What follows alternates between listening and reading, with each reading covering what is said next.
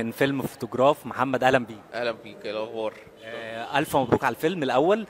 كلمني بقى عن الفيلم والتفاصيل والمشاركة في المهرجان. الفيلم ده اخراج عمرو سليم من معهد سينما. ودي اول تجربه اخراجيه ليه، ولما عرض عليا الفيلم ده قال لي انا بكتب لك فيلم مخصوص ليك انت بالذات. فانا يعني اتحمست جدا، ولما قريت السكريبت عجبني اكتر واكتر. وعايز اقول لك الفيلم معمول باقل الامكانيات، ولكن هو مطلع شغل هايل جدا جدا. والحمد لله بعد ما الفيلم خلص يعني الاراء ايجابيه والناس مبسوطه جدا من الفيلم، ودي حاجه مفرحاني الحمد لله. أنا شايف كان في تفاعل في القاعة في عرض الفيلم وتفاعل معاك شخصيا، يعني قول لي إحساسك كان إيه؟ لا انا مبسوط جدا ومبسوط برد فعل الناس.